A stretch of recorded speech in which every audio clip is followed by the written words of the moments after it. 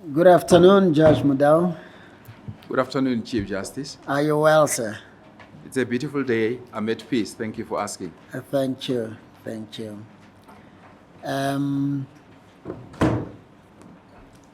For how many years were you a district court magistrate? From 1992 to 2005, when I was appointed. Bring the mic closer. I beg your pardon. From 1992 until 2005, when I took position of a regional court magistrate in Randburg. Yes. And during that period, did you get some exposure to one leadership role or another? Certainly so. Early in the 90s, I was appointed a section head, family courts, including civil, before I took up a senior position in Johannesburg as a senior magistrate. So shortly after my appointment as a magistrate, I was appointed section head, civil and family courts, and thereafter moved to Johannesburg, where eventually I became section head criminal court. And in that position, certainly, the position itself entailed a leadership position. I was a sub-cluster head. I had 45 magistrates under me, and I also controlled 5 other senior magistrates under me. The office alone, the section alone, in terms of stature and the number of the amount of work I had to do, beat any other magistrate office in the land. It's the biggest office, Johannesburg, that is. All in all, we were about 89 magistrates with a special grade chief magistrate. The position has since been abolished or is standing vacant. So yes, it was a leadership position. That position where a magistrate used to earn more than all others? That special yes, that's grading? Right. That's a fact. Yes. Yes. Now, that's true. What leadership responsibilities you had during that period would you say would help were you to be appointed to the position of Deputy Judge President? Thank you, Chief Justice. The position entailed a lot of planning. I would come up with a role, monthly role, roster, I beg your pardon, that coordinated leave of absence of my own colleagues. That will be an added advantage because I've got that background. And also in terms of allocating work, I had unfettered discretion with regard to who I would allocate work to in terms of all the various cores. I was in charge of the whole of Soweto before the demarcation and only all 10 branch other cores. So that was my responsibility. Excuse me.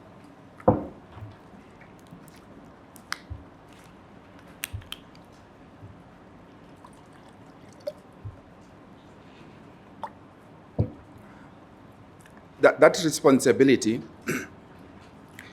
it is the same responsibility that I believe will be an advantage if I'm successful in this position. One has had to look at the skills readily available in terms of human resources, in terms of what capacity one has, the experience levels, where can one put which magistrate, which court, because I had access to finalize matters. All reviews, all appeals came through my office. I had a central register. I had a central register that deals with which magistrate is on leave, how do I replace who, when, and all of that. So yes, that was my daily responsibility, Chief Justice. Yes. And you were in that position until 2005 or beyond 2005? Until 2005, because my position as a regional court magistrate, I occupied that position from the 1st of May, 2005. Now, and for how many years were you a regional court magistrate? For 10 years. Did you shoulder any leadership responsibilities in that capacity? Indeed, I did. I was the regional court coordinator. Gauteng as JSC is the regional court president, shouldered me with the responsibility of continuing the role I had. In other words, of allocating work to my own colleagues in Randburg, where I said we had 3 to 4 regional courts, and all the matters started with me. I would then allocate work on that basis to other colleagues in that regional court. Apart from work allocation, what is it you did that you would hold out as something that stands you in good stead or that would stand you in good stead were you to be appointed Deputy Judge President? I coordinated Chief Justice judicial returns, statistics. That was my area of responsibility. In other words, we had 42 courts under me, so it was a coordinated venture to coordinate all the judicial returns, in other words, statistics, court performance, and all of that. Also to watch out which area requires more human capital in the form of magistrates, which area can we scale down and use magistrates in other areas where we can have work being attended to. I wrote reports, numerous reports, because the position required that I should train other colleagues, and made recommendation to the Magistrate Commission, in other words, obviously through my Chief Magistrate, with regard to the suitability or otherwise of candidates to be appointed formally to take a position as magistrate. So I would write those reports, and the feedback I got was that my reports were highly recommended. And as a judge, you've been a judge for about 3.5 years, thereabout. You've switched off your mic. I'm sorry. Just leave it on. Yes, sir. If one takes into account my acting period, I would say about 5 years. I would say about 5 years, because I qualify for my first leave of absence beginning the 1st of January in a few months' time, January in 2020. Was it continuous? It was not continuous, but I'm talking about the overall combined period. It's close to 5 years. But as a permanent judge, you have been for over 3 years. Yes, over 3 years, definitely, from the 1st of July 2016. All right. Now, maybe before I invite the judge president to put questions to you,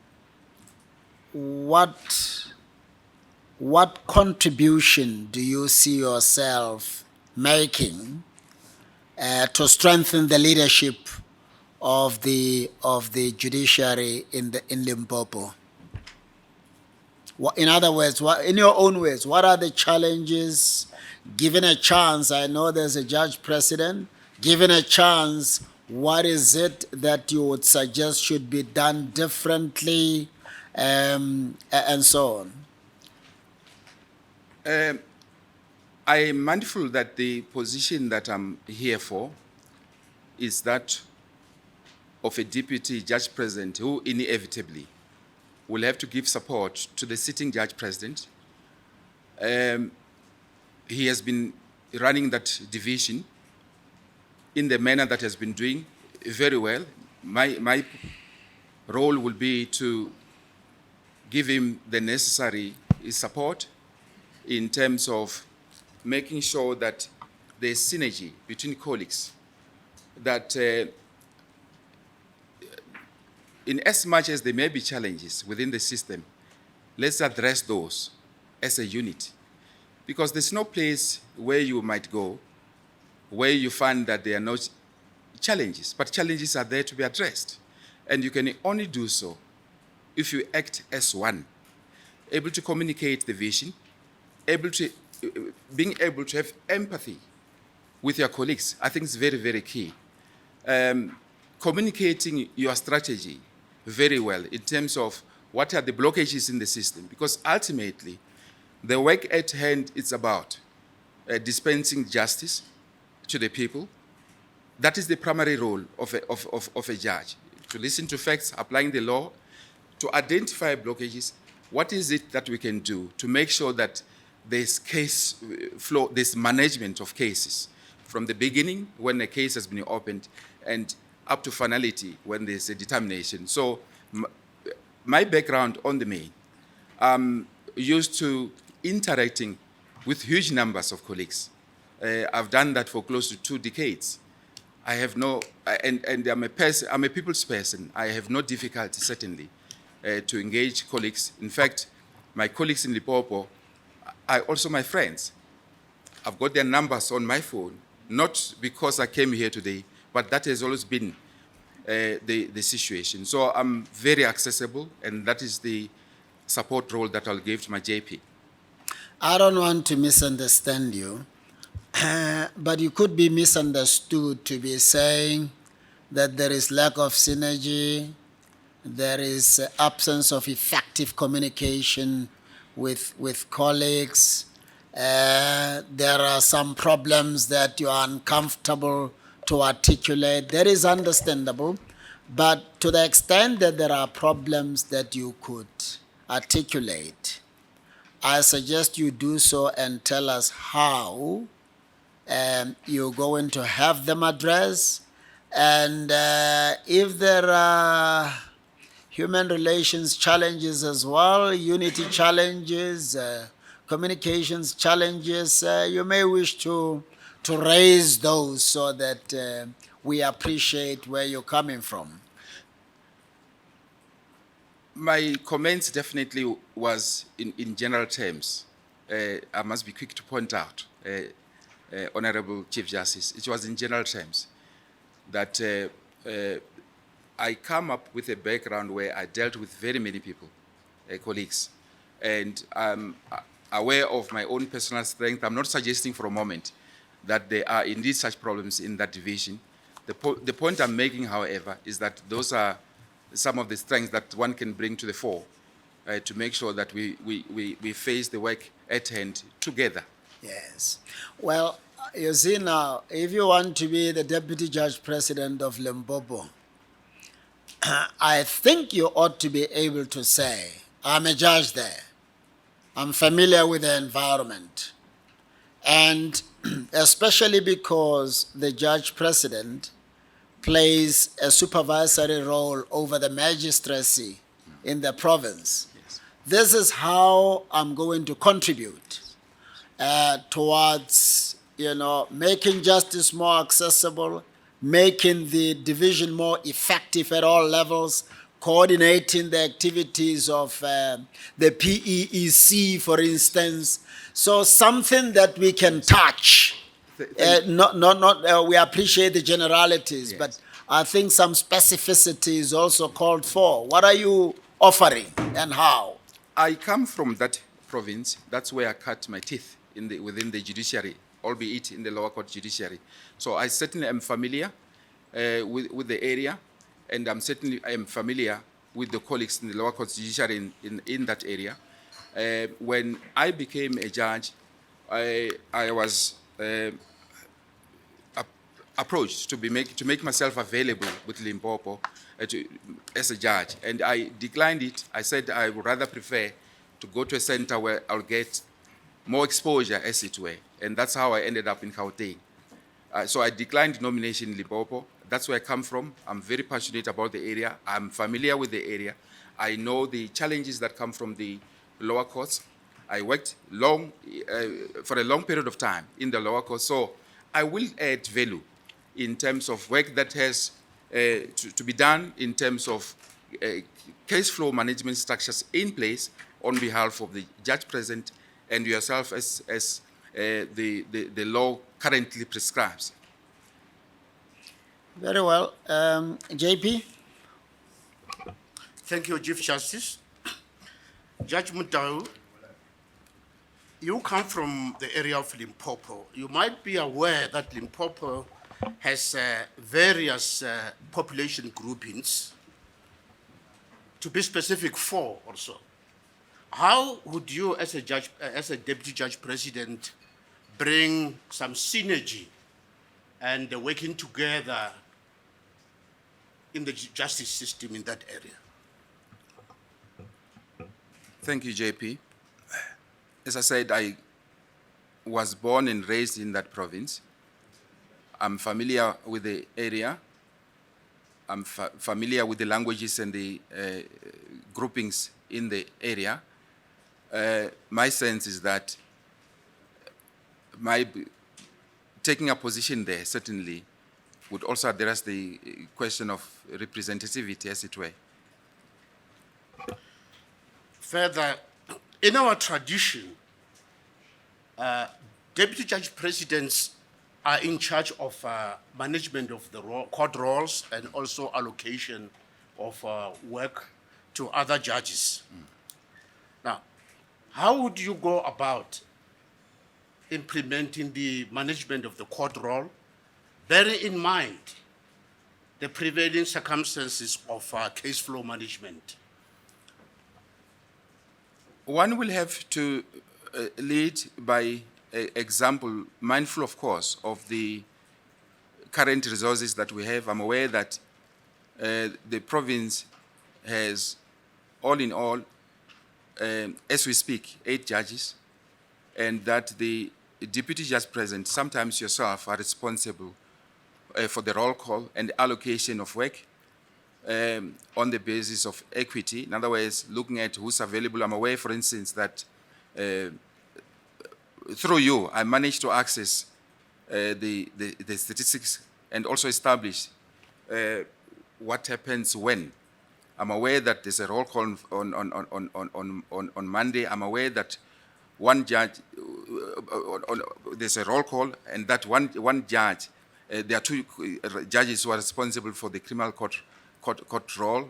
I'm also aware that there's a judge that sees in terms of unopposed motion court role, who's also available to assist in appeals and after and agent matters. So it will be my task to then be alive to the challenges, to allocate work and help where one can in the process, mindful, of course, of the available resources that we have. What role would you play, or rather, let me say, do you have any knowledge of continuing legal education? And if so, did you take part in any legal education so far, since you became a judge? Or even during the time when you were still a magistrate? During my time as a magistrate, I was always involved in judicial education, even before the time of Sajay at Justice College. I presented seminars. Even currently, I'm available and have been invited by Sajay to make presentation.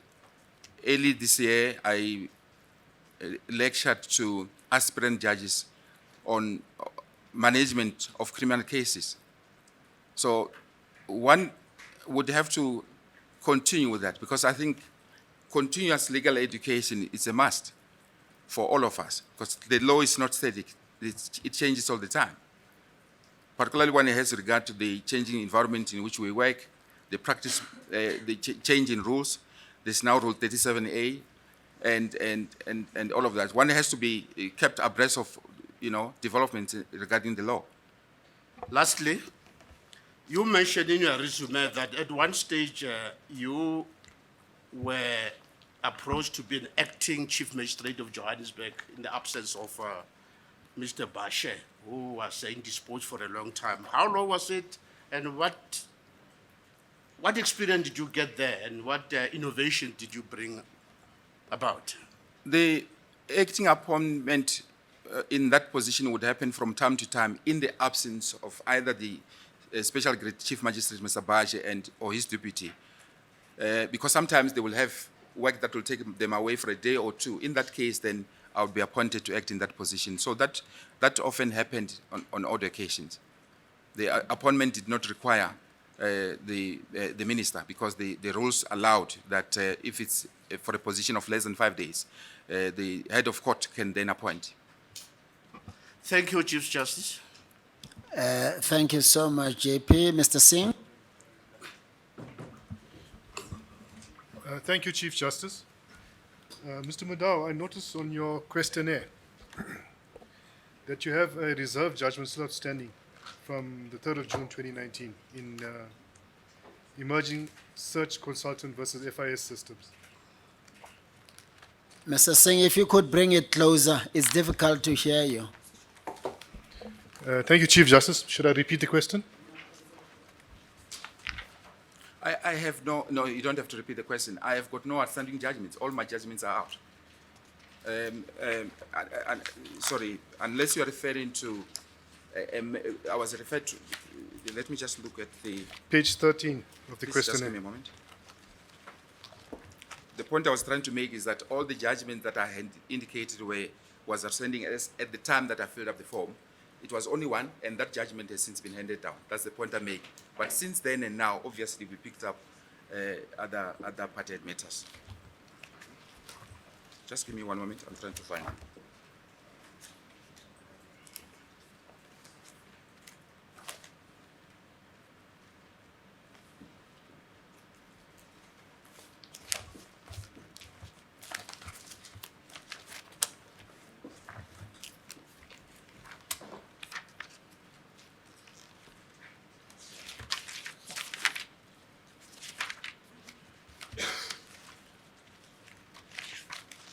I'm trying to find your page 13.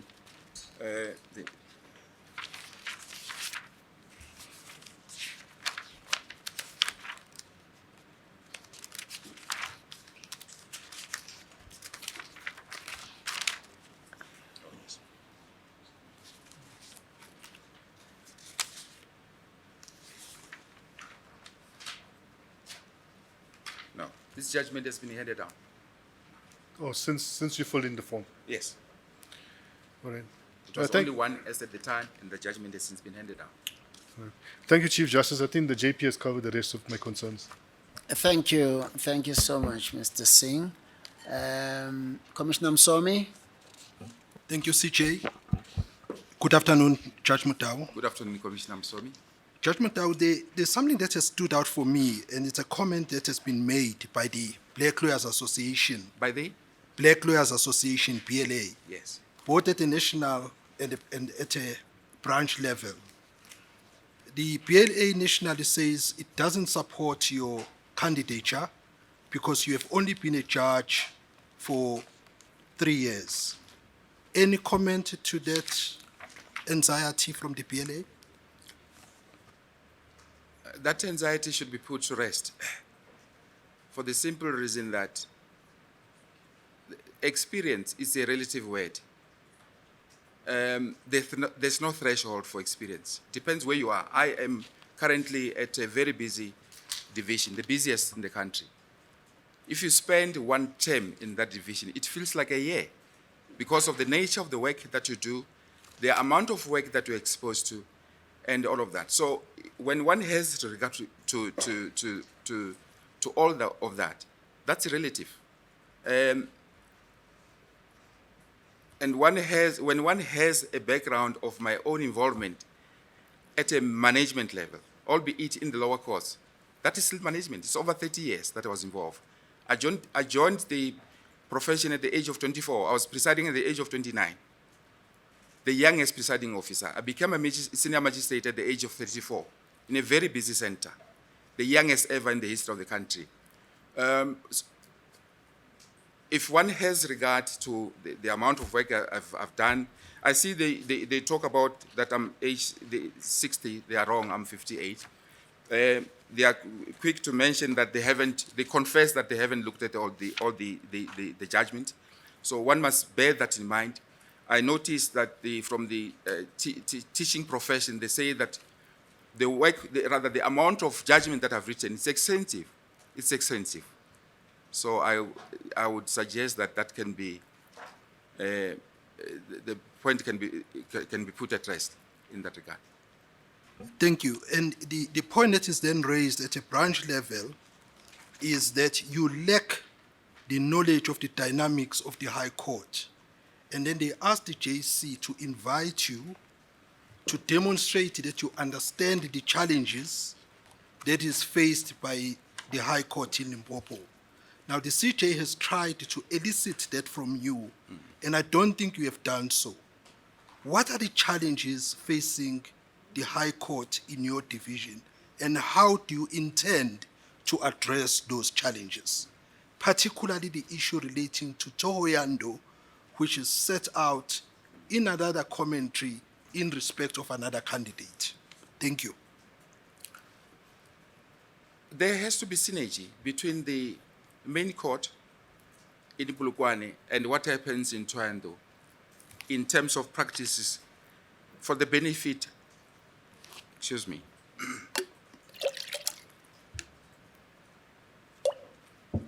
of the role players, in particular the organized professions. I'm familiar with the challenges that are there. I had, if I must disclose, a full briefing of no less than 3 hours with the previous incumbent. I took an initiative of my own accord and met with Justice Mkhahlwa, who previously occupied the position a few days ago, to have a full understanding of what the situation is all about. And I think I know exactly what the situation is all about. I can add value in terms of meeting up those challenges, in terms of coming up with structures and processes in place to make sure that we elevate the problem. I'm aware that, amongst other things, the challenge there is infrastructure. There are only 3 courts available, 3 judges sitting there. So you have one judge who for the entire week is responsible for civil matters. So in other words, for a practitioner who would have to attend to an opposed motion matter, for instance, you might have a challenge to wait. So those are the kind of things that we might have to address, obviously through the Office of the Judge President, to open up the situation, to invite acting judges to come and help in the situation as well, and possibly to also ask the current magistrate offices in the area, to, if possible, to give us a courtroom for us to be able to spread out the work in that manner. Because you can, if you don't have capacity in terms of infrastructure, it remains a challenge, but the work still has to be done. So I am indeed familiar with what needs to happen.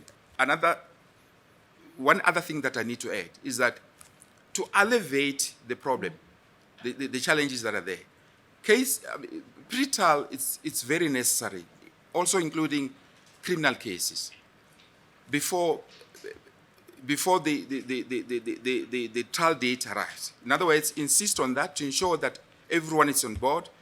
For a legal representative, if it's legal aid representing an accused person, they must come up front to say that they are ready for the matter to run uninterrupted until the matter is finalized. So you can't have a situation where somebody rocks up, trials are falling through because a person says, I've not been properly instructed, or I haven't had insight into the contents of the docket. So those are some of the things that I think I will add value on.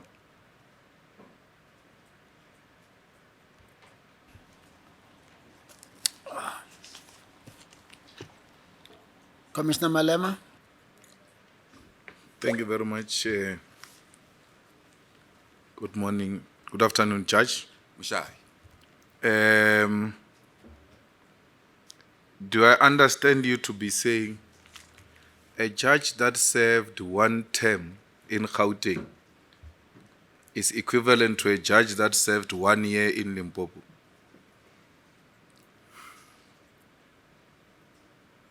The point I was making is that if the workload that you are exposed to, it might be in given one particular term, but the amount of work and the nature of the work that you're exposed to gives you experience, because there's no, the word experience is relative and there's no threshold for experience.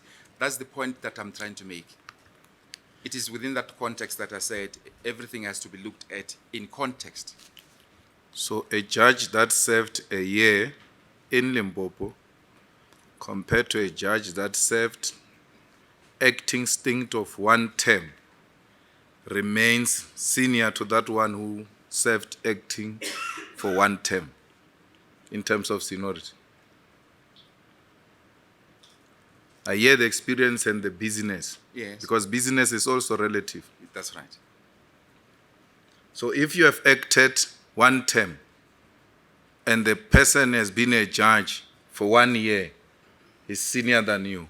Am I correct? Yes, seniority remains, with judges, seniority is based on the point of entry. When did you become a judge? So one looks into that. The question, as understood it, was in relation to experience. And So- I'm asking my own question, a different question altogether. Okay. So as a senior judge will be the one that started acting, being a judge before you came in. That's right. Now you have been a judge for 3 years. Am I right? Over 3 years. No, but I get the acting things. That I get, but full time on the bench. It's a little over 3 years. It's more than 3 years. It's a little over 3 years. I become 4 years on the 1st of January. Okay. So you have been a judge for 4 years. And then you go to a court in Limpopo where there have been judges for more than those years. You have not been a judge there, despite the fact that you're a magistrate there. You come and want to become their leader at the level of DJP. How will that work in relation to seniority? That is no threat. That is no threat at all, because there are numerous examples in this country where where colleagues took up senior position after a short period of time. I remember, if I may mention a name, Deputy Judge President Mujapilo became a Deputy Judge President after a short period of time in 2005. He had become a judge around 2001. There were other judges. So one can't only solely look at that position. But does seniority account for anything to you? It does. And But it can't only be looked at seniority. No. You'll remember that we started with the term and the years, and now we're at seniority. Yes. So seniority is very important, especially in the legal fraternity and in the judiciary as well. Seniority cannot be discounted. Cannot be? Discounted. Can you expand on that? Seniority cannot be ignored. Okay. Now, am I right to say you have a difficulty in explaining the challenges confronting that division of Limpopo? Because both the Chief Justice and Commissioner Msomi are asking you to take us into confidence as to what are the issues in a simplified manner, especially for some of us who are not lawyers and who are not full-time in the courts. Just to say, when I become a DJP, I'm going to deal with 1, 2, 3, 4. In Limpopo, these are the problems. Mr. Malima, I wouldn't say I had a difficulty in answering the question. I answered the question to the best of my ability. The work of a judge is to adjudicate facts and apply the law. The work of a DJP would be to support the JP in fulfillment of that primary role of making sure that there's access to justice, of making sure that you take justice to the people. I mentioned that one has to look at this task in a holistic fashion. You identify blockages in the system and I try to unblock those. That's what I said. That's your answer, Judge. The former DJP was a female. Yes. If we replace her with a male, does that help to transform that division or the judiciary itself? If we appoint you to replace a female, does it help to advance transformation? Transformation is an ongoing process. Please keep your mic on. Transformation is an ongoing process. It's not an event in itself. I'm sure the process that has started since 1994 of transforming the judiciary is ongoing until today. That division requires that there be female judges. My availability of my being appointed as a deputy judge president in that position certainly would not stop me from making endeavors to ensure that the bench is transformed to attract females as well. It's an ongoing process. As a matter of fact, if you may allow me, when I went to Johannesburg, the magistrates were there, were a handful. I was involved in pursuing transformation. And there were 21 vacancies. I headed a task team of no more than 3 people to identify candidates across the breadth of this country, and in particular women. I did that. The current chief magistrate in Johannesburg was part of the process, and many other regional court magistrates, and may I add, including acting judges. So I was involved, I played a leading role in terms of identifying talent, and certainly this would not stop by my being appointed as a deputy judge president. It will continue because I'm a firm believer in that. When we appointed a female as a deputy judge president, was that not one step forward towards achieving that objective of transformation? I've got no doubt that it was, but now she has moved on. She's now occupying a senior position. The position is now vacant. The Chief Justice addressed this question a few months ago at a gathering in Mpumalanga, and I thought I can agree with his sentiments when he said that this is an ongoing process. You can't just throw people into the deep end. I remember hearing him say that at a meeting of women judges, and I agree entirely with him. And appointing a male in the position that was occupied by a female, will it not be 2 steps backward in a wrong direction? Not necessarily so, particularly if you're going to put an individual who believes in that. It is not. But it can be that men who believe in a transformation, particularly women empowerment, should themselves occupy those positions. That will be to the satisfaction of transformation. You can't say because men believe that the women must be empowered. As long as we've appointed a man that believes in women empowerment is enough. How does that help to advance that? The point I made is that the issue of transformation is ongoing. It's not an event in itself. How many arms of the state do we have? We have 3. How do they complement each other?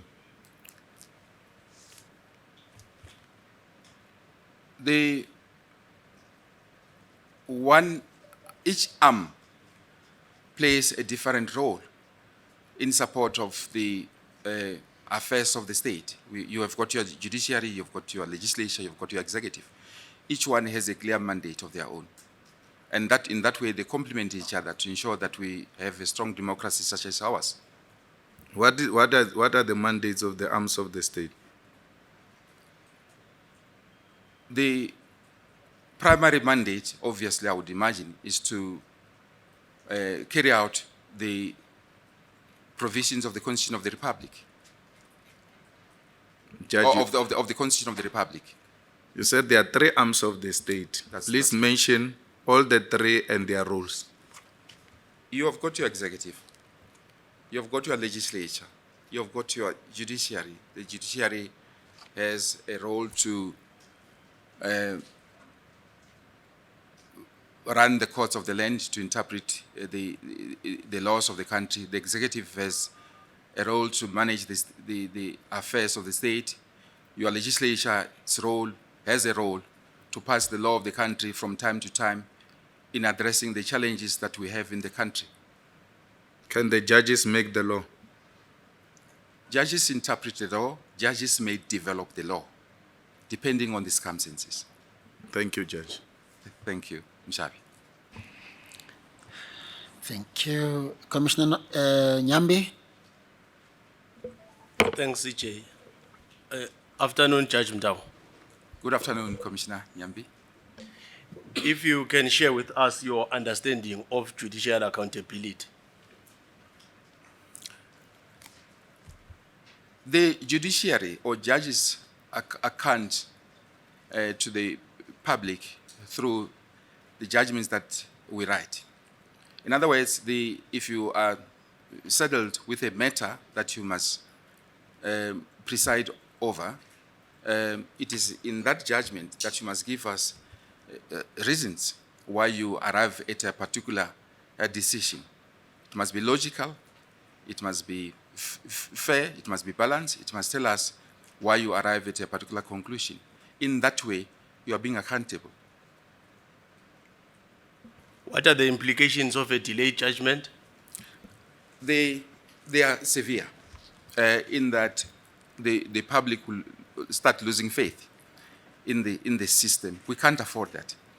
That is why in this country we have norms in place that says you can't have a delayed judgment beyond 3 months. That is why personally I've never owed a judgment beyond 3 months. Last question, you spoke eloquently about your strength. What will be your weakness?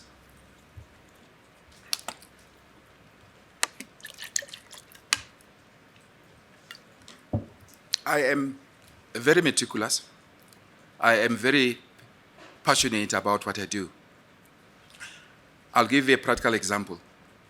Over the years as a presiding officer, I do not wait to be called to court to preside over a matter. In other words, if I adjourn a matter and we say we are going to resume a matter at 2, I expect everyone to be there at 2 o'clock.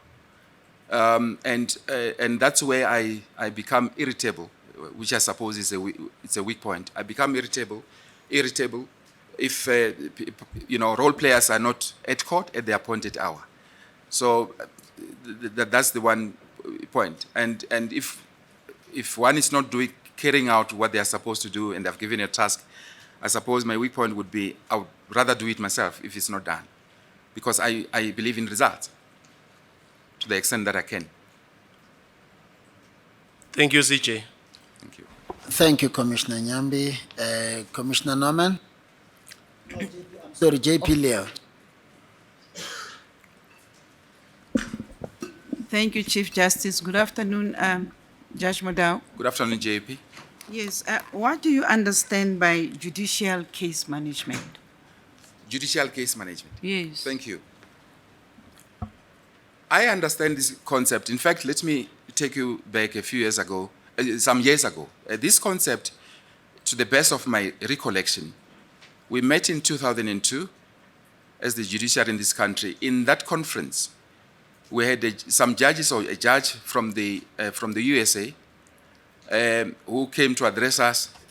I was still a senior magistrate in Johannesburg. I qualified because I was a sub-cluster head. We had attorney generals at the time, or DPPs. We had heads of court. And I understand the role being that judges must be involved at an early stage from the inception of a case, either criminal, to manage the outcome so that there shouldn't be any unnecessary delays. So in other words, it is the involvement of judges at a very early age to try and get rid of unnecessary delays in the matter and to identify tribal issues. That's how I understand it. Yes, have you applied it practically? I do indeed. As I sit here before you, I've got matters that have been allocated to me by my own JP, heavy commercial matters that I'm managing, in fact not one, a number of them. And yes, I deal with that. And not only that, when it comes to criminal matters, I preside over pre-trial hearings to certify whether matters are trial ready. And if not, then I inquire what is the delay. Why should you keep a particular date if your matter is not trial ready? I do that in civil, I do that in criminal matters. Commissioner Norman? Thank you, Chief Justice. Good afternoon, Judge. Good Mudau. afternoon, Thank Mr. you. Nami. I see that your strength is largely on the criminal side of things because most of the judgments that you've listed are based on criminal law. Am I correct? I've done most of my time on the bench, obviously, was spent on the criminal side of things. But however, since I became a judge, I hardly ever touched crime. For instance, this last past year, I've only done criminal matters in one term. The rest of the year, it's civil-related matters. So even the judgments that I gave you here, a good number of them are civil-related matters. Yes, I could only pick up 2 of those that are civil matters. But the point I want to make really is, have you been exposed extensively to civil work? The reason I asked that question is, since your appointment on the 1st of January 2016, Yes. out of the judgments, criminal judgments that you've listed, you have only done, at least listed 2 civil matters, and the rest are all criminal matters. That is after your appointment. And I'd like to know whether you've been exposed enough to do civil work.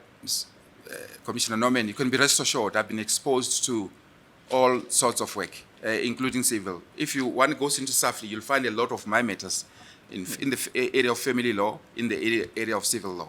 I'm very comfortable. I'm enjoying the work I do as a judge. Yes. And then in one of your judgments, you deal with the provisions of Section 310 of the Criminal Procedure Act. Yes. And you criticize there the magistrate for not having cooperated with the prosecutors. Now, if you are appointed, if you are successful as a deputy judge president of the division, how do you plan to manage that relationship where prosecutors go to magistrates and say, give me a stated case, I intend taking the matter up to the High Court? How do you plan to manage that, having experienced that there is somewhat no cooperation in that regard? The matter you're referring to, State versus Maitland, where a magistrate refused to receive into evidence the evidence relating to a search warrant. And the matter, as you would know by now, was taken up all the way to the Constitutional Court. I declared a mistrial and ordered a retrial. Now, I'm going to a situation, in my position, I'll be going back to a position where I'll be coordinating with the lower court judiciary, and I think I'm better suited because of the system of your appeals and reviews. I come from that background. So one has a very good eye with regard to what are the systems, what are the challenges, coming up with processes to, for instance, coming up with seminars, even over weekends, to address each other so that we should speak in one voice as the judiciary. By the way, the magistrate is part of the judiciary. So my contribution, ultimate contribution, would be coming up, identify topics of interest where one can impart, in particular to the lower court judiciary, in terms of how the work can be enhanced. Yes. Thank you, Chief Justice. Okay. Thank you, Commissioner Norman. Prof.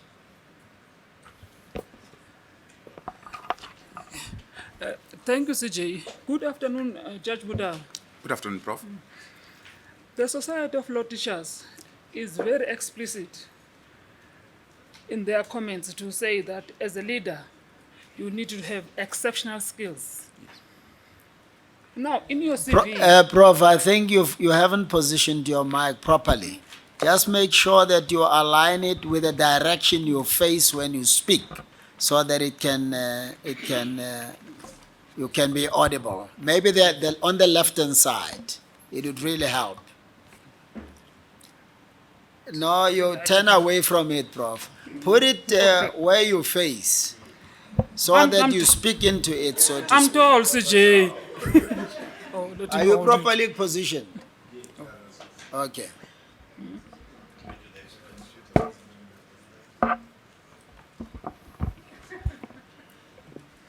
Thank you very much. Judge Mudau, Good afternoon. the Society of Law Teachers is very explicit to say for a leader, you need to demonstrate exceptional leadership skills. And in your CV, the first cover, which reflects your profile, you wrote as if you have been indirectly introduced by someone. Sorry, I missed out. You wrote your profile as if you are being recommended by someone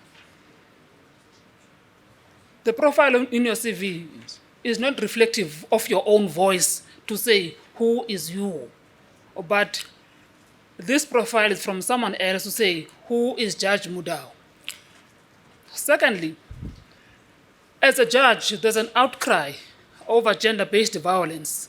To an extent, the calls have been made that the judges should not release those accused of these crimes on bail, reinstatement of death penalty, and all these other issues that are being raised. But without venturing into those debates, but in your understanding, what do you understand about the institutional independence of the judiciary within these public concerns against gender-based violence?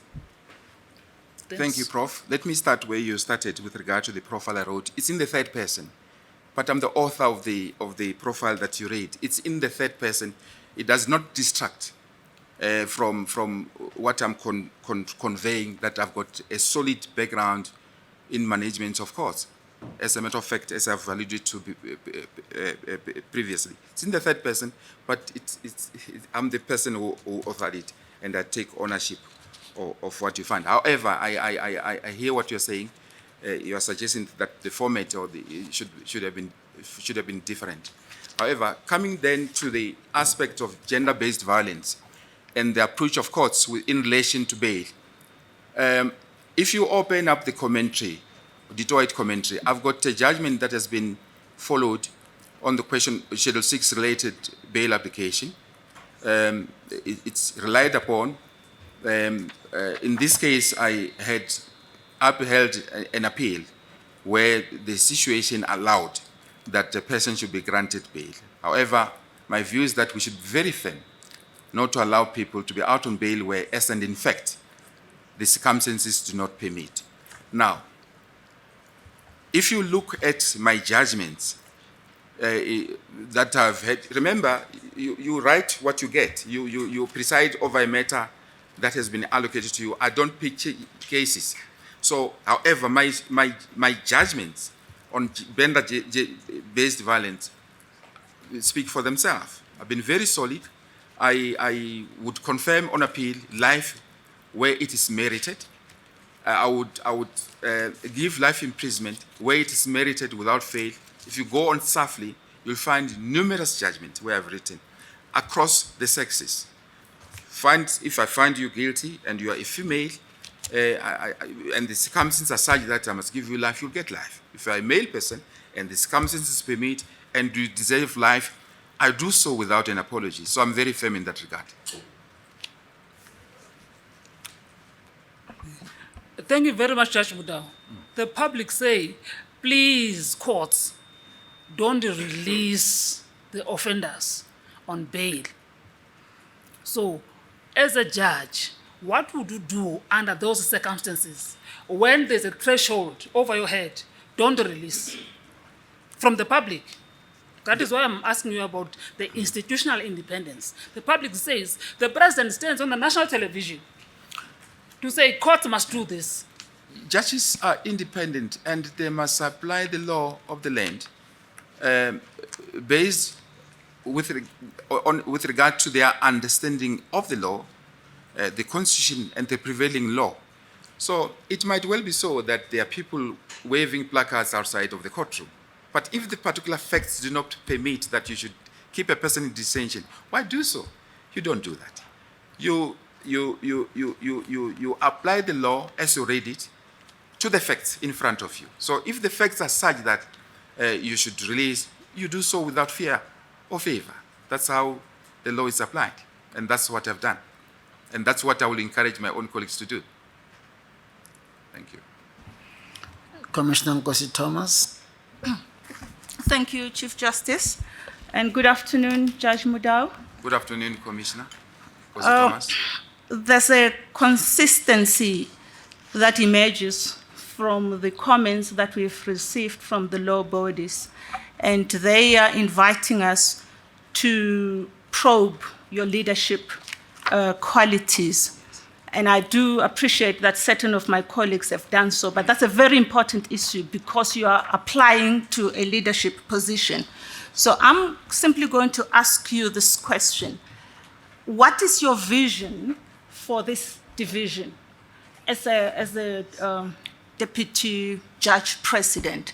In other words, have you conducted an analysis of the status quo, where matters stand at the moment, and how in relation to weaknesses, systemic or otherwise, and how you intend addressing those weaknesses going forward? In other words, do you have, say, a 5-year plan? And if so, what is it, please? Thank you for the question. A few weeks ago, in preparation for this interview, through the judge president, I asked for stats from that division. And through the support of the registrar, through the support of the JP and through the office of the registrar, those stats were made available to me. So I have had insight into their statistical returns across the board in relation to criminal court matters, civil and otherwise. I understand exactly what the process is all about. I also understand, I took it upon myself to look at the practice manual of that division. By the way, it has been amended to suit the circumstances. It is basically the practice manual that was used in my own division, but important to deal with the circumstances at that division. So I'm familiar with that. So with that as a background, the plan would be to look, as you correctly point out, to look in the future, to come up with innovative ways. What is it that we can do with the current resources that we have, and to plan in terms of because the amount of work is increasing, to come up with a plan to deal with that. That is why the idea would therefore to find space to communicate with the relevant stakeholders, to find space and try to accommodate high court work. And that's where the minister seated next to would I believe, also play a role to help us address the issue, because you need resources to deal with us. There are no reading days in Limpopo because the judges are few. We are talking about there's no reading day. Very well. Thank you, Chief Justice. Thank you so much, ma'am. Minister? Minister, you're passing. Apologies, Chief Justice. I was defocused by Commissioner. Ndabo, Minister. What drew me to your CV is the judgment you have made on the Minister of Police and Gunene. And the reason it has drawn my attention is because the SIU is currently investigating the coalition between practitioners and officials in various departments and other professionals with regard to the theft of public money, which now runs into millions as per the SIU's provisional report. What do you think should be the role of the judiciary to help us curb these ongoing leakages of the public purse? Minister, thank you. The judiciary can play a role on an ongoing basis, depending, of course, what is before you. You can only play a role as and when a matter has been allocated to you, and then in reading your papers, in dealing with your case, you then find areas of concern. Don't be slow, because there's a duty, even in terms of our own, our own processes, to report where there's a need to report in terms of misconduct to relevant bodies, to see, I see this kind of conduct, please deal with that and report where you should. So in the case that the Honorable Minister has referred to, it is one of those cases where I realize that something is not right. Ordinarily, when a matter is brought to court and there's been undue delay in bringing about a rescission application, one does not give that. But you don't do so in a vacuum. You look into the facts. And these were the facts that I saw. I saw something missing. I realized that there's certainly room on the side of a judge to interfere, as I did. And as a matter of fact, as facts would have it, the counsel involved has since been suspended from practice. So we can play an effective role. This is not the only case, for instance, where I was involved in, Minister.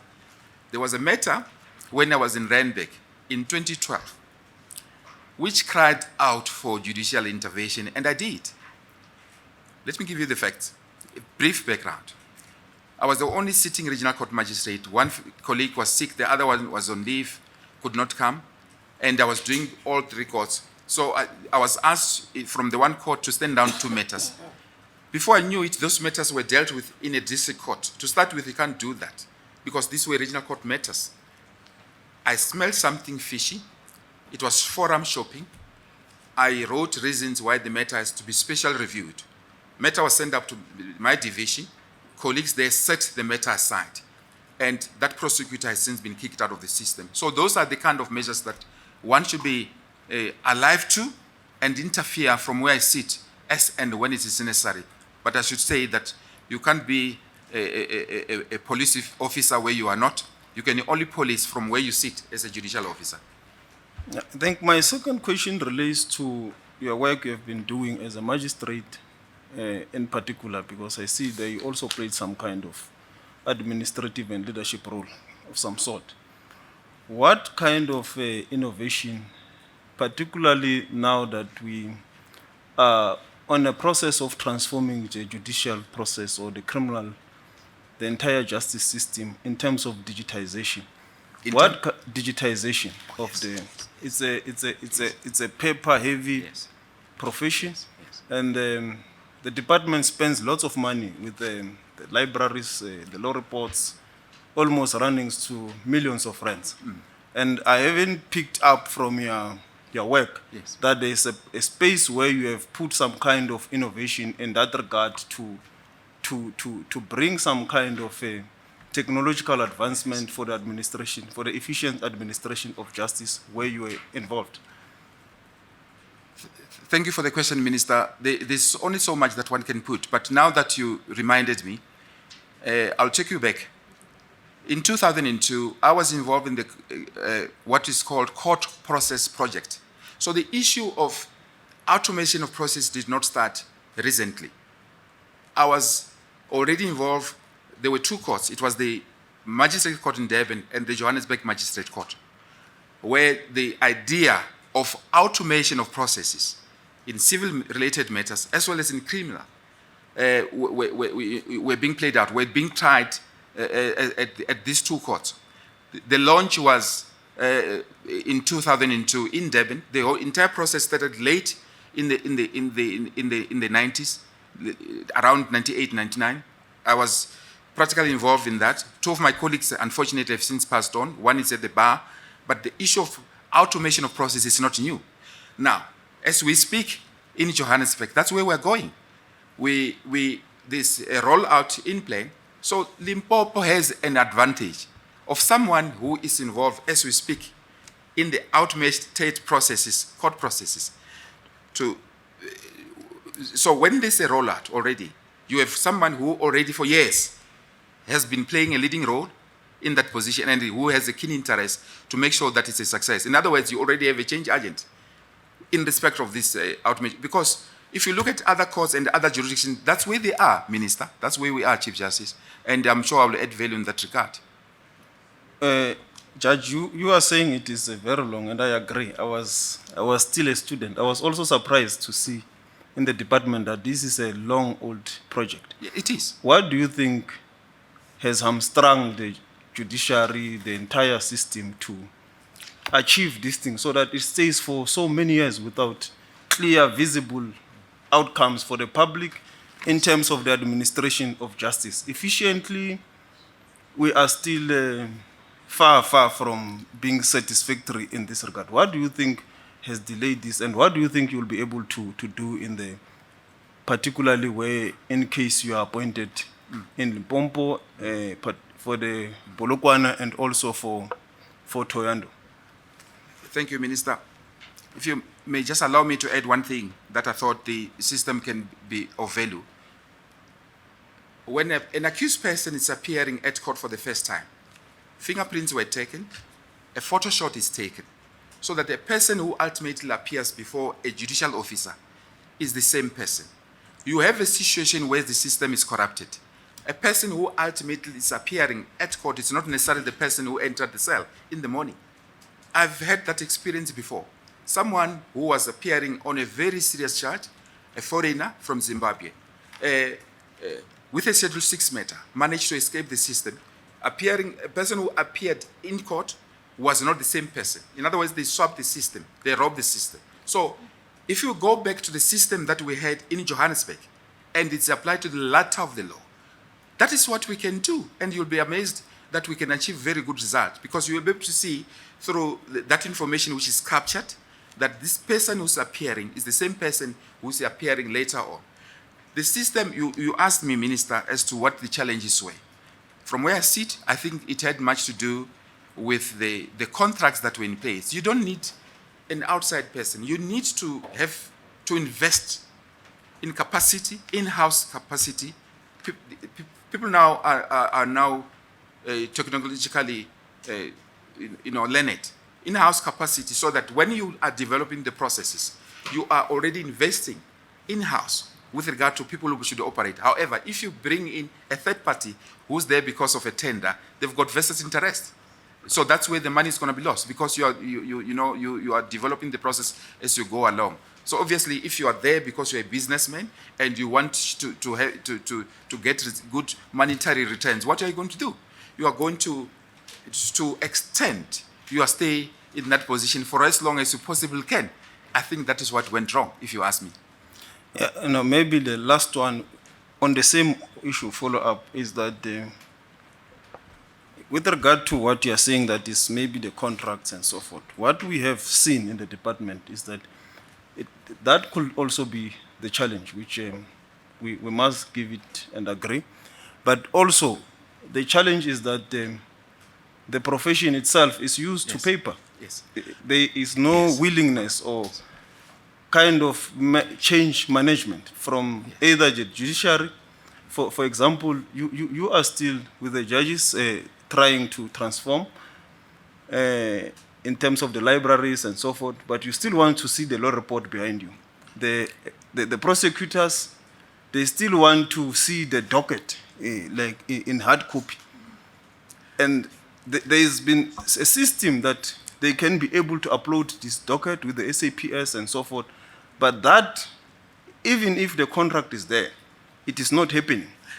So my question relates to, how do you think we should move forward to ensure that that we want to achieve with this digitization does happen? Human beings do upload the docket. The judges also use their laptops, their Wi-Fi, and so forth. They don't want to see the law report behind them, Judge Maya and the Chief Justice, and yourself, and so forth. And even at correctional services, they also want to see this being automated. That human element. Minister, a lot has happened since the late 90s and the early 2000s. A good number, let me say that the majority of presiding officers, certainly now, are able to use a laptop to write their own judgments. As I do, I don't rely on someone or my own personal clerk. I write my own judgments. So those who did not use laptops or computers to contribute in the system are now fewer and fewer, and getting the system is the law of natural attrition is getting rid of those from the system. So I think they are far much fewer, and the idea would be to expose those who are not, for us to be able to proceed. Okay, thank you. My last one, which relates to your role as a magistrate and as a judge. What is your view with regard to when does a person becomes a judicial officer?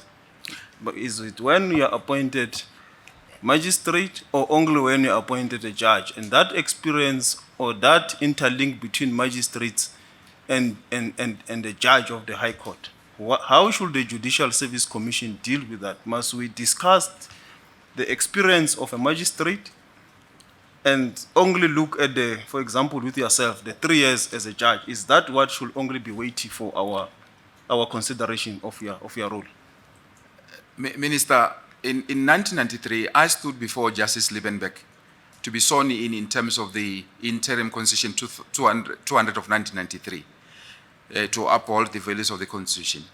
There should not be a difference whether it doesn't matter which station in life within the judiciary you occupy.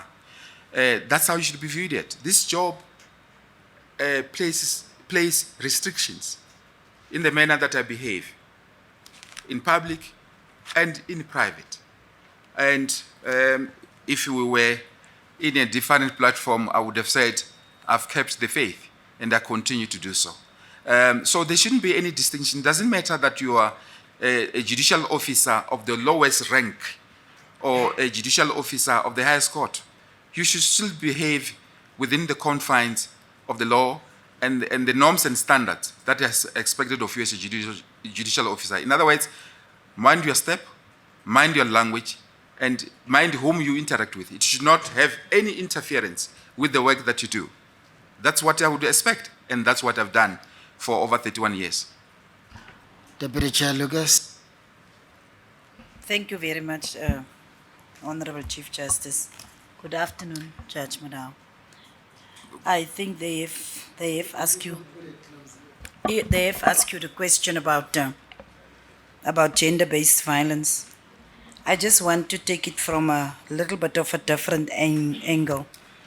With Limpopo being a very traditional and a cultural province, and also the prevalence of discrimination against women and LGBTIQ plus in particular, we have the serious issue now of gender-based violence, but also the attitude of the officials. There is now police, social services, magistrates, you name them, towards the whole issue of gender-based violence. In the absence of, or you particularly, you are aspiring to become a leader in the person of a deputy judge president. Now, in the absence of specialized courts, possibly in that area where you want to be the leader, how do you actually envisage to manage all the involved parties, traditionally women, LGBTIQ, and others, with regards to the issue of the handling of gender-based violence? I hope you have the question. Commissioner, thank you for the question. It's a valid question. Let's start with the basics. The Constitution of the land is the supreme law in the country. So it doesn't matter where you are, what station, or it doesn't matter what community you come from. Everything has to be measured in terms of what are the values. What are the values that our Constitution prescribes? Now, if there's a need, therefore, to educate certain communities, certain interest groupings, certain role players, so let it be. In my experience, what we've done in the last 20 years that I was in Gauteng, we had intersectoral committees that dealt with issues, in other words, from education, from social welfare, to deal with stereotypes, so that people have to be sensitive. You have to be sensitive to stay clear of that, because there's to be equality of application of our law. Doesn't matter where you come from, whether you come from a traditional background, and those are the values that we should always promote.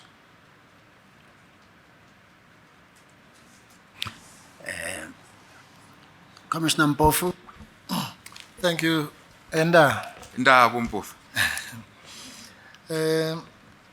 Yes, no, I was going to ask you about, I see that you did a mini thesis on the right to equality. Yes, I did indeed. Which is my favorite right and value. Yes. And so am I. So am I.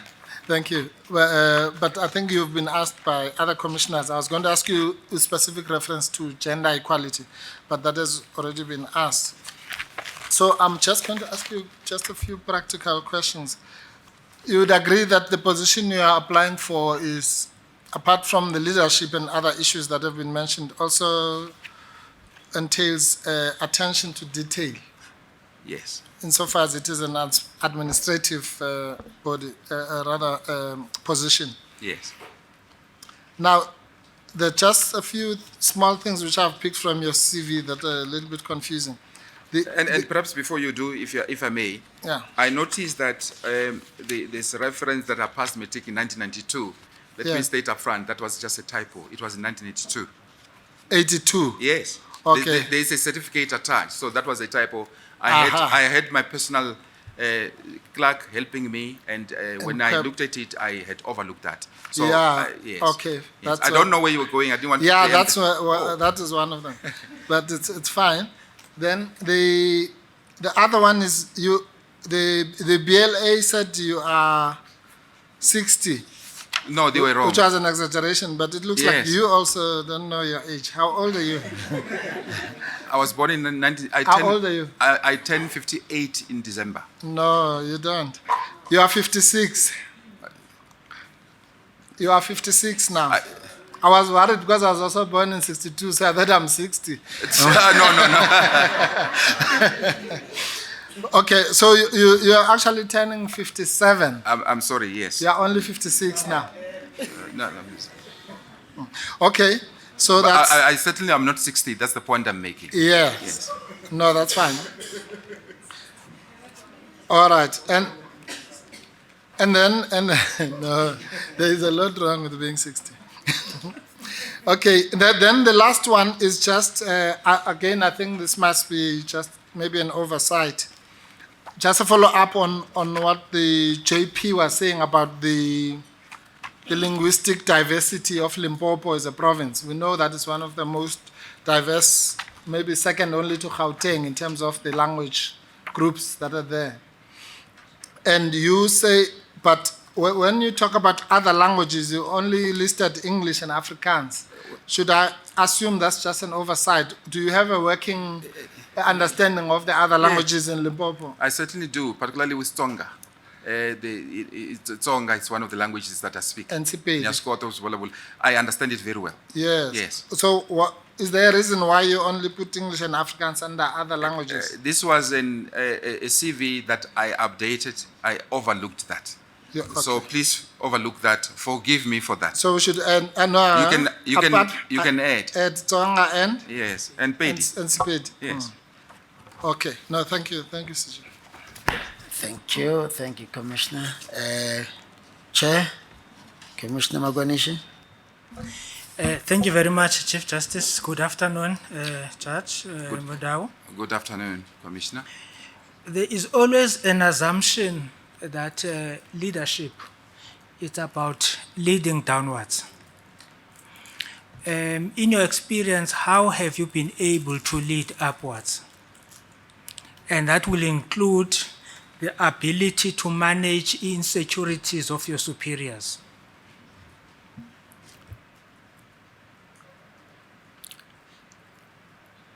The approach, it's a very sensitive issue. The approach obviously would require tact. One has to be tactful. If you've got misgivings about a particular conduct or areas of concern that you have with a superior, your superior, is to ask for an audience and confront the issue if it's relevant, if it hinders the work at hand. So yes, I have worked with senior colleagues. As I said, I was very young when I became a senior magistrate in Johannesburg. There were other senior magistrates of age above me.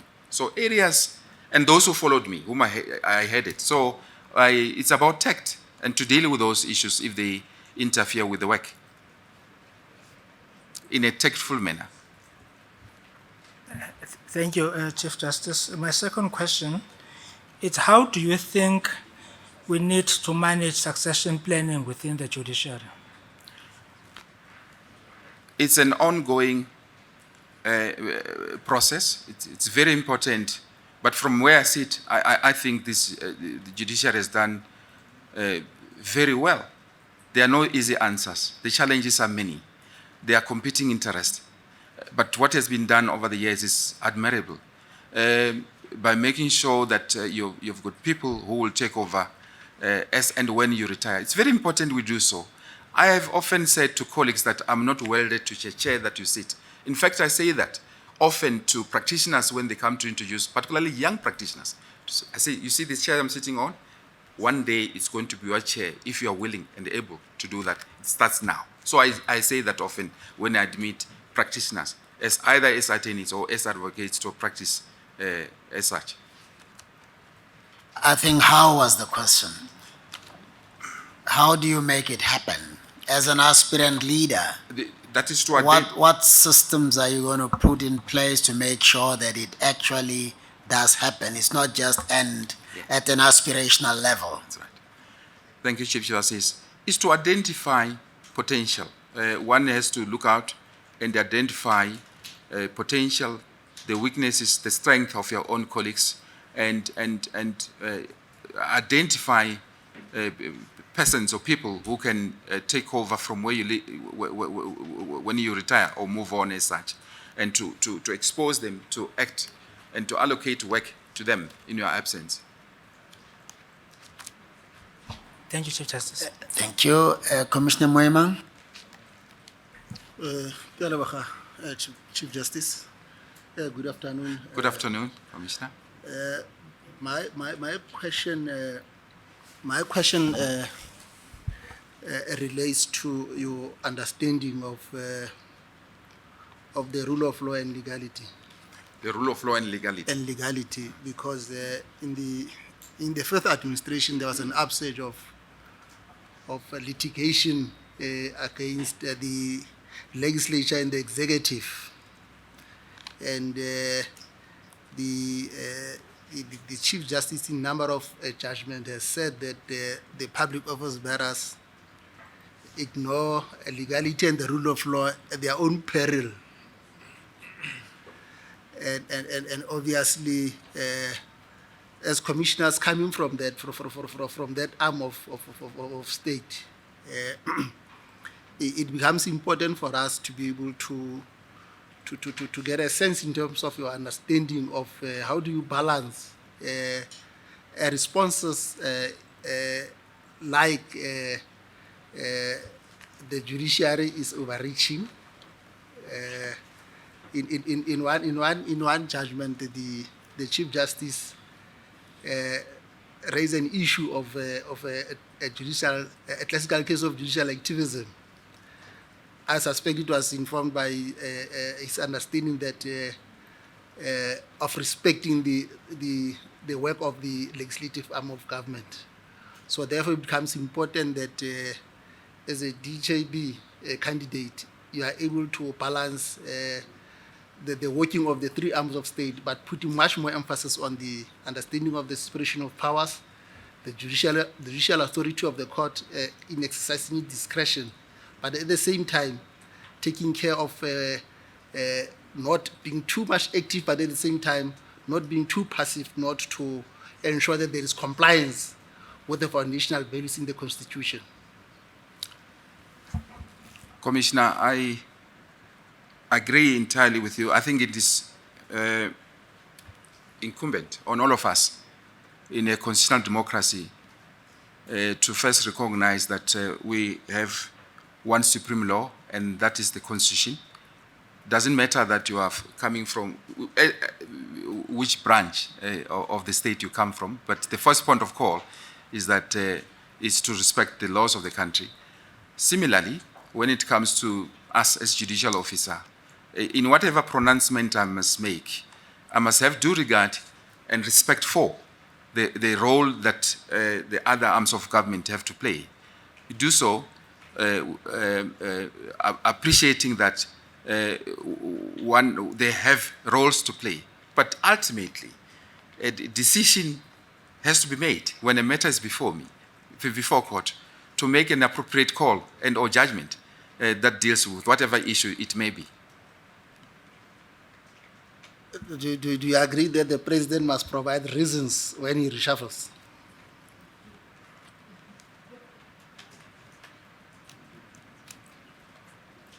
I know that recently there was a matter before the Constitutional Court. I haven't had an opportunity to study that closely, I must confess. By the way, I am guided by decisions already made, particularly if it's a binding decision coming from my higher courts than me. Thank you, Chief Justice. Thank you so much, Commissioner.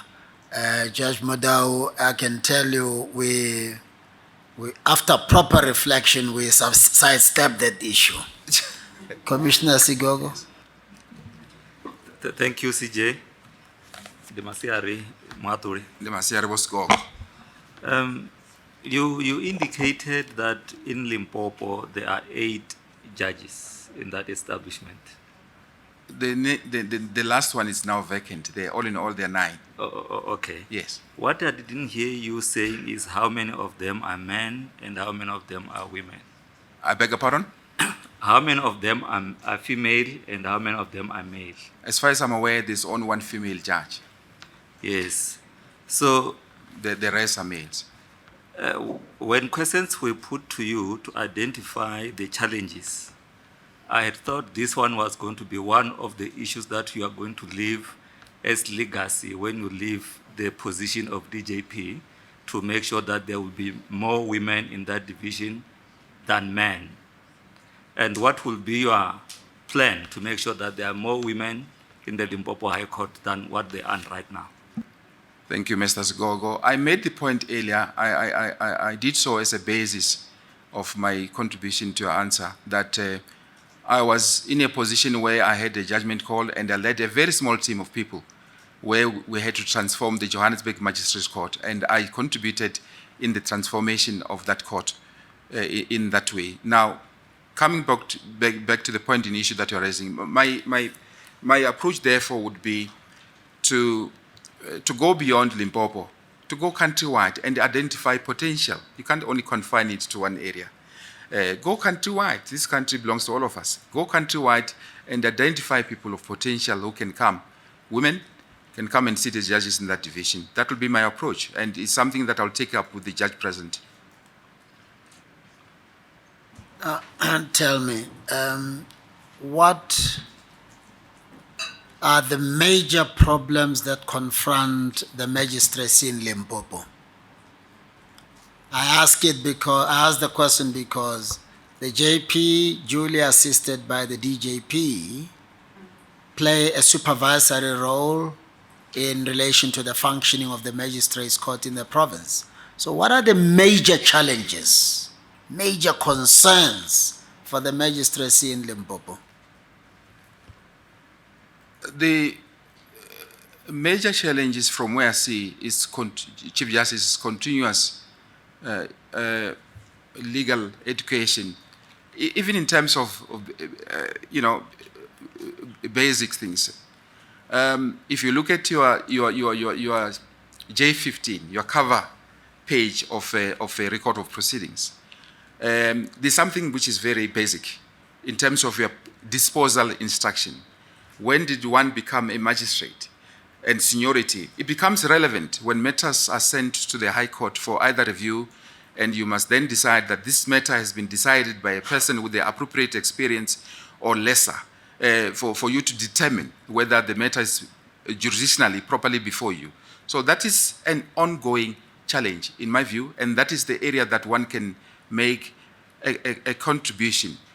Secondly, to instill ongoing discipline, that we have 5 days in a week and that the court must sit optimally for us to be able to finalize matters that needs to be finalized in the district court, in the regional court, on an ongoing basis, using the resources that we have. Are you saying there's ill discipline within the magistracy in Limpopo? I'm not saying that per se, Chief Justice. I'm suggesting that in every situation, there's always room to improve. There's always room to improve. In every situation, you will find that there's in a bag, there's one rotten apple. Deal with that if you need to. That's the sense, that's the point I'm trying to make. I thought you would allude to the frustrating challenge, which has been there for some years now, that the Polokwane Magistrates Court was burned down and magistrates have got no place to occupy in order to run their cases properly. Right, not far from where the High Court is.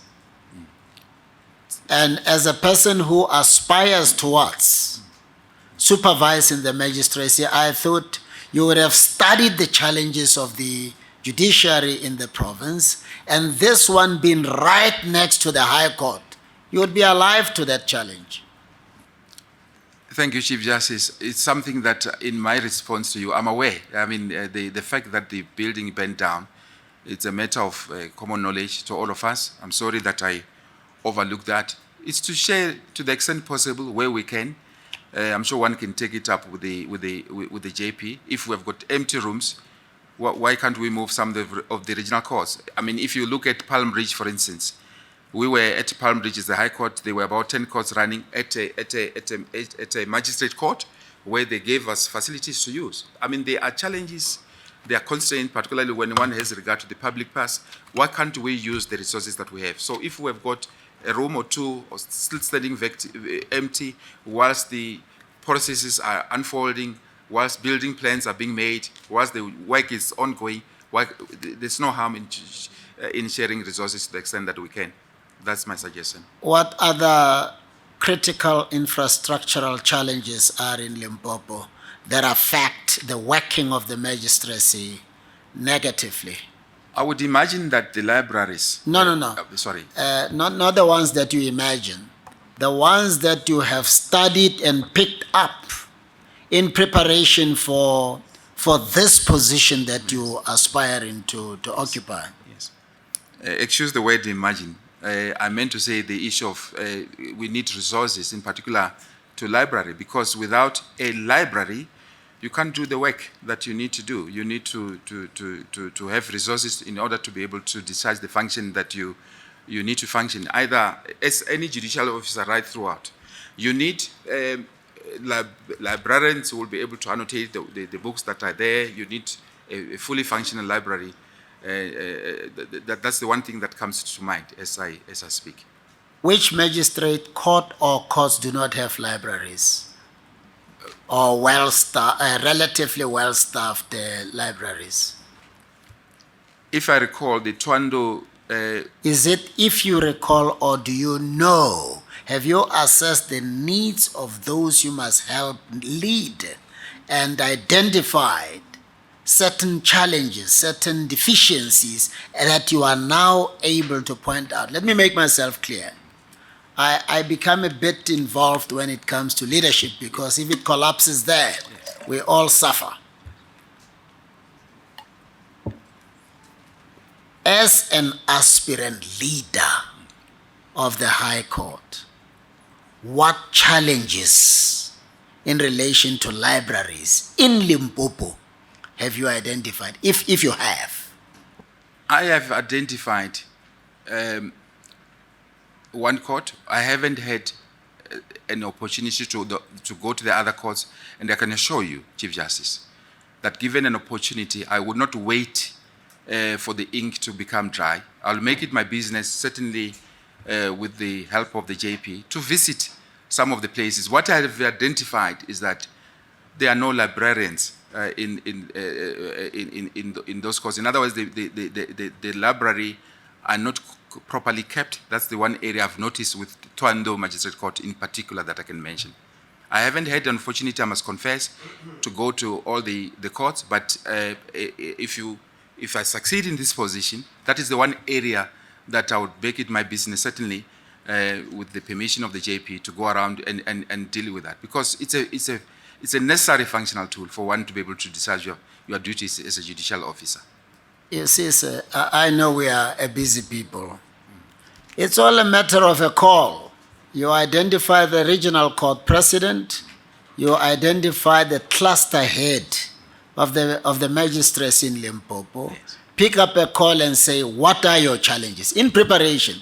So that when you come here, you're able to demonstrate to us not only that you are serious about this position, but also that you have a vision. You know that you are not the overall leader, but you are not just coming to occupy a position. You are a difference maker. You know the challenges. You articulate them and put forward possible solutions that you will share with your leader. That's what I'm asking for. And that is why, by the way, at the beginning I said, what are the problems? Yes. And how are you going to deal with them? Yes. Chief Justice, it's a point well made. The regional court president in Limpopo is someone that I know, and so do I know the cluster head, the chief magistrate, Mr. Rengane. So I know them. It's one area that I overlooked, but you can be rest assured. It's something that I can work on and improve on. So it gives me an opportunity to work on going forward. Now, you know that most of our delays are at the magistrate court level, isn't it? Yes. And as a former magistrate, do you have a plan that could be implemented in Limpopo to make sure that their performance is measurable?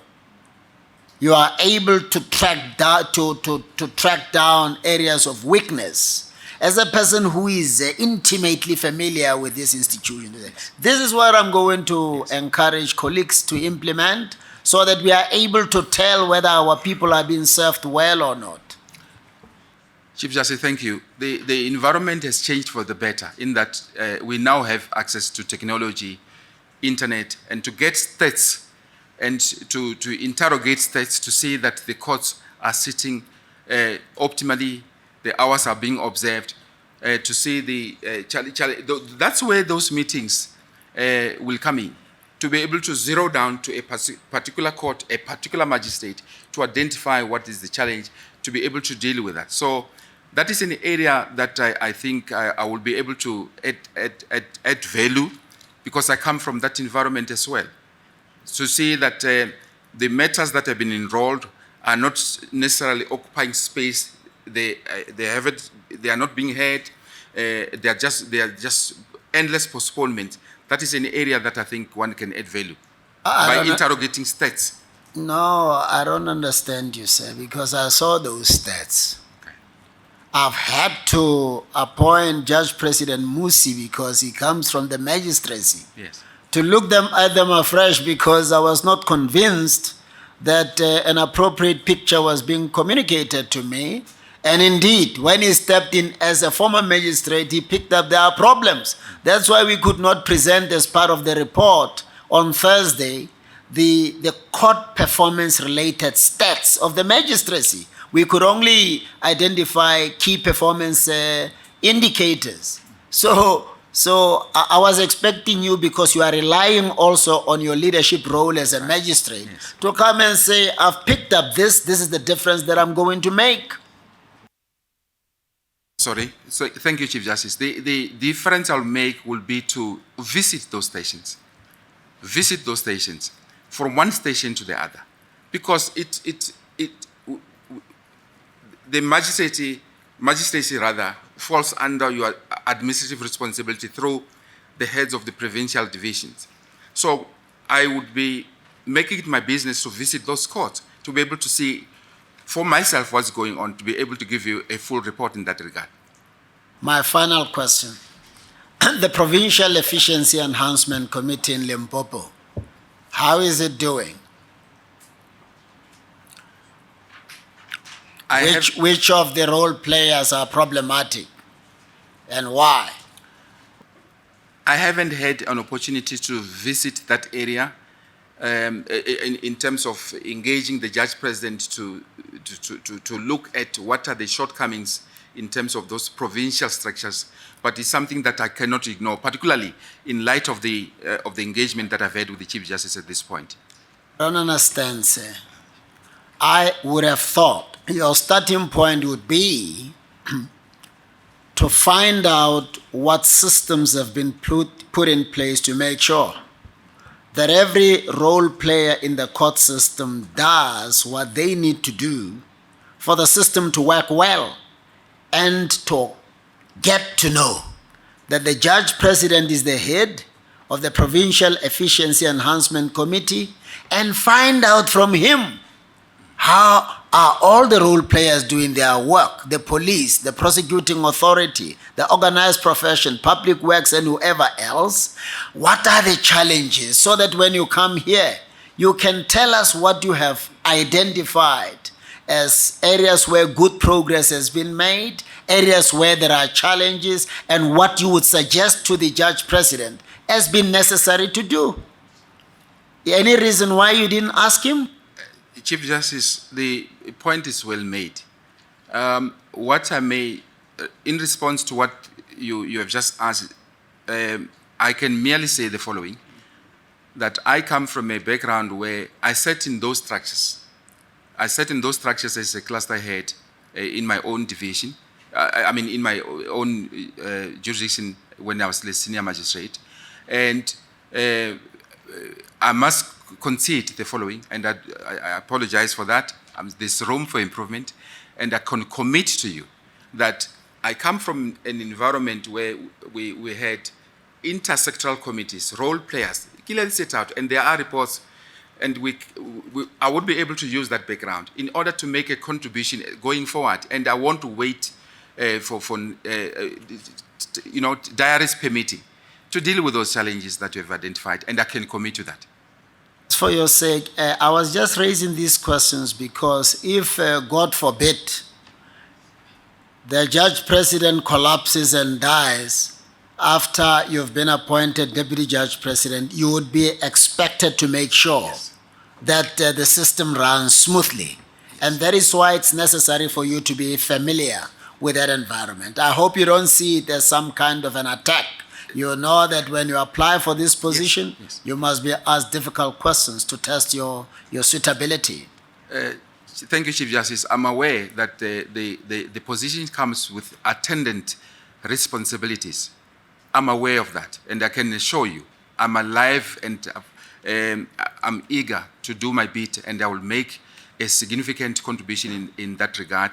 I did not sit in a favorable position in that I did not have an opportunity to in fact serve there. But the plans that you have in mind, rather the processes that are already in place, something that I can share with Limpopo, coming from the position in which I played a significant role.